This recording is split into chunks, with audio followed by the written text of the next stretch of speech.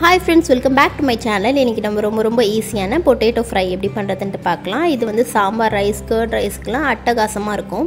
Okay, இது எப்படி பண்றதுன்னு பார்க்கலாம். அதுக்கு முன்னாடி நீங்க சேனலை ஃபர்ஸ்ட் தடவை பார்க்கறதா இருந்தீங்கன்னா அப்படியே போய் Subscribe பண்ணிக்கோங்க. பக்கத்துல இருக்க பெல் ஐகானும் கிளிக் பண்ணிக்கோங்க. ஓகே, இப்போ எப்படி பண்றதுன்னு பார்க்கலாம். pan-ல தேவையான அளவு சமையல் எண்ணெய் சேர்த்துக்கோங்க. ஒரு முழு பூண்டு சேர்த்திருக்கேன். நீங்கள் குட்டி குட்டியாக நறுக்கியும் சேர்த்துக்கலாம், கல்லில் தட்டியும் சேர்த்துக்கலாம். நான் வந்து கல்லில் தட்டி சேர்த்து வச்சுருக்கிறேன், அது கொஞ்சம் டேஸ்ட்டு ஜாஸ்தியாக தரும். நல்ல ஒரு கோல்டன் ப்ரௌன் ஆகின உடனே கொஞ்சமாக மஞ்சள் தூள் சேர்த்துக்கோங்க. மீடியமான ஃப்ளேம்லேயே வச்சுக்கோங்க. ரொம்ப ஹையில் வச்சிங்கன்னா கருகிடும்.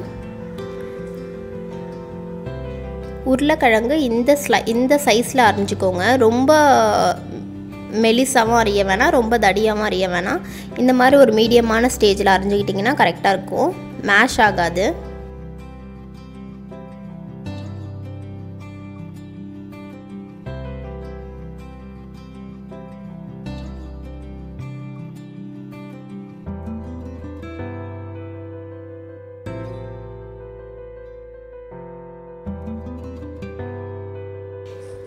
தேவையான அளவு உப்பு சேர்த்துக்கோங்க.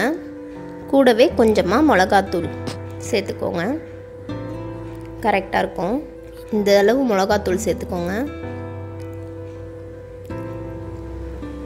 ரொம்ப ஈஸியாக செஞ்சிடலாம் இது, ஆனால் டேஸ்ட் சூப்பராக இருக்கும். நீங்கள் ட்ரை பண்ணி பாருங்கள்.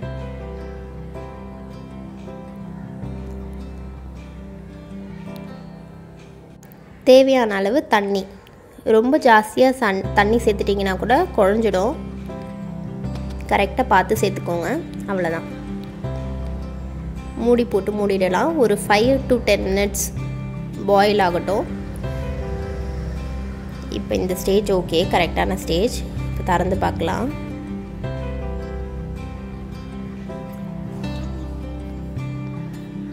சட்டுன்னு செய்யக்கூடிய பொட்டேட்டோ ஃப்ரை ரெடி. உங்களுக்கு இந்த வீடியோ பிடிச்சிருந்ததுன்னா லைக் பண்ணுங்கள், ஷேர் பண்ணுங்கள், மறக்காமல் சப்ஸ்கிரைப் பண்ணுங்கள் ஃப்ரெண்ட்ஸ். Thanks a lot.